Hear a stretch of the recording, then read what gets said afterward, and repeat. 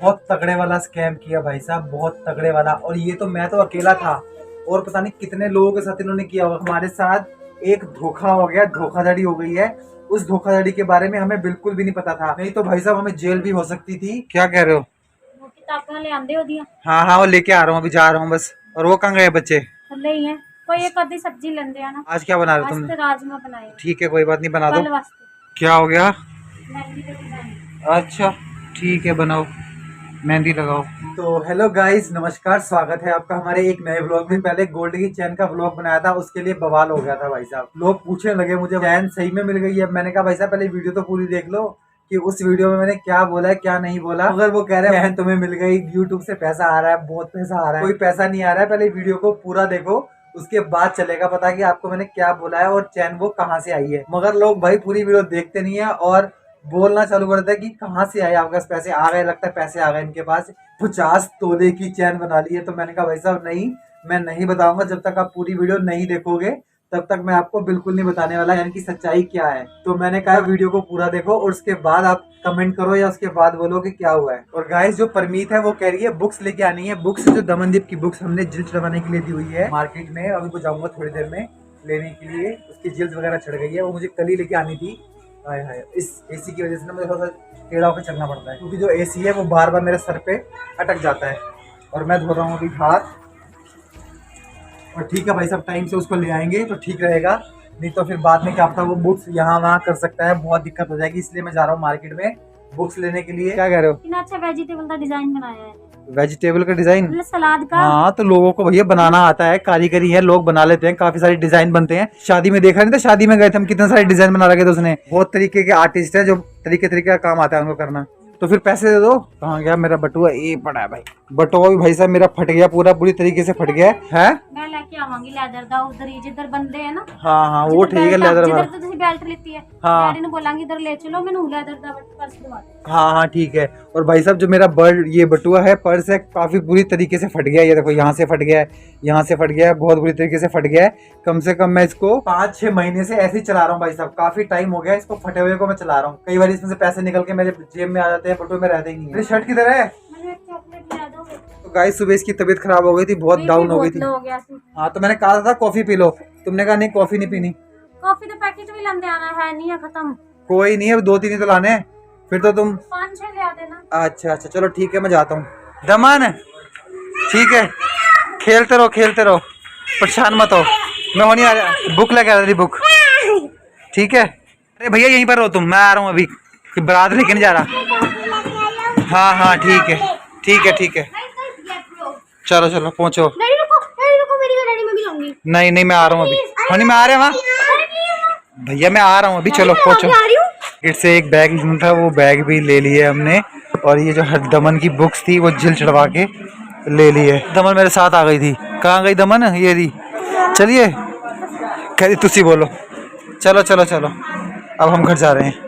ये लो पकड़ो सामान, ठीक है। इस पे कवर भी चढ़ाना पड़ेगा। कौन सा कवर? इसके ऊपर ना कवर चढ़ाने पड़ेंगे। हाँ कवर तो चढ़ाना ही पड़ेगा इसके ऊपर, 100 रुपए के 4 शीट चढ़ानी पड़ेगी ना इसको। कलरफुल वाली। फाड़ना मत अब इसको। हाँ मैडम ठीक है। लो क्या हो गया? क्यों क्या हुआ? मैं कह रहा हूँ इसको यहाँ बैठ के काम कर ले।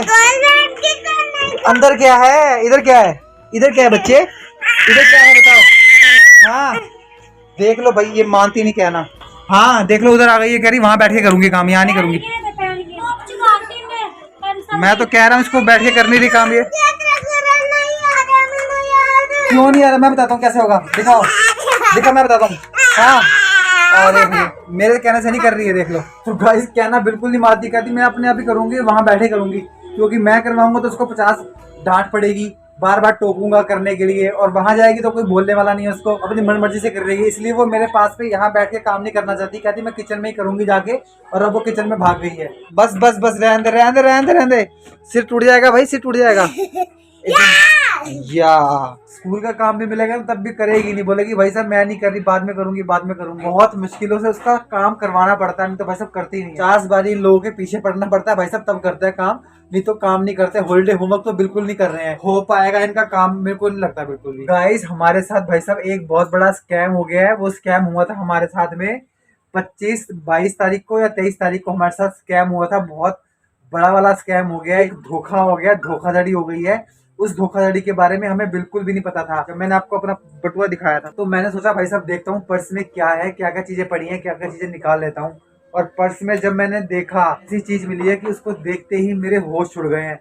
हमारे साथ इतना बड़ा स्कैम हो गया है, मुझे पता भी नहीं था बिल्कुल भी। इस वीडियो को पूरा देखना और भाई साहब दूसरे लोगों को भी भेजना इस वीडियो को, ताकि दूसरे लोग भी सतर्क रहे, उनको भी पता चल सके कि ये स्कैम उनके साथ भी हो सकता है। मैंने जब पर्स खोला अपना और पर्स में जब मैंने देखा कि क्या क्या चीजें पड़ी हुई हैं, और भाई साहब मेरे तो होश उड़ गए। और मुझे मिली उसमें से ये ट्रेन की टिकट मिली है। जब वहां से ऋषिकेश से हम सहारनपुर के लिए आने के लिए निकले थे और हमने 3 टिकट ली थी, हरलीन की, परमीत की और मेरी।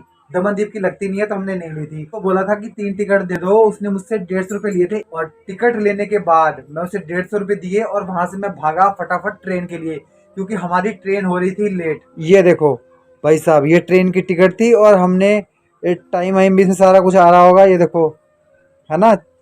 4:51 पे हमारी ट्रेन थी शायद, और 22 तारीख की ये डेट है। हमारी ट्रेन निकलने ही वाली थी भाई साहब, जो भागे मैंने देखा नहीं, मगर हमने ये आज देखा है। और हमारे साथ इतना बड़ा स्कैम हो गया है, बिल्कुल भी नहीं पता भाई साहब, इतना बड़ा स्कैम हो गया। ये टिकट टीटी देख लेता, हमारे ट्रेन में ही चेक कर लेता, स्टेशन में चेक कर लेता, तो भाई साहब बहुत बड़ा जुर्माना लगने वाला था।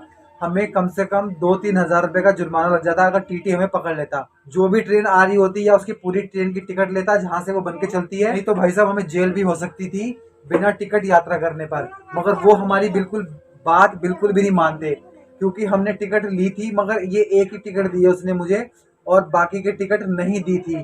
तो गाइज आप भी जब भी जाएं ट्रेन में या किसी की भी टिकट ले तो ध्यान से आप भाई साहब टिकट देख ले वहीं पर ही, नहीं तो बाद में वो आप बिल्कुल गलती नहीं मानेंगे, वो हमारी ही गलती निकालेंगे, बोलेंगे आपने पहले चेक क्यों नहीं किया।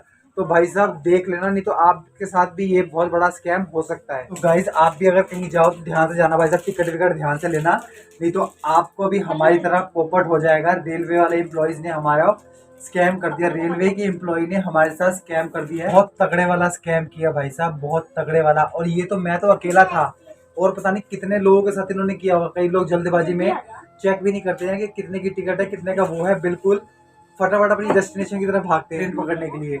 और ऐसा हो सकता है कि बस अड्डे पे भी ऐसा होता हो, फटाफट टिकट लो आप निकल जाओ।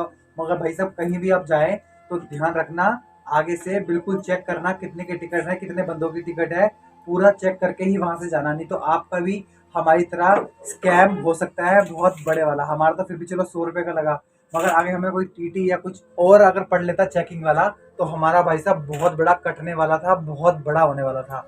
तो हमारा स्कैम करा है रेलवे के एम्प्लॉयज ने, और भाई साहब आपके साथ ना हो तो इसलिए मैंने वीडियो बनाई है।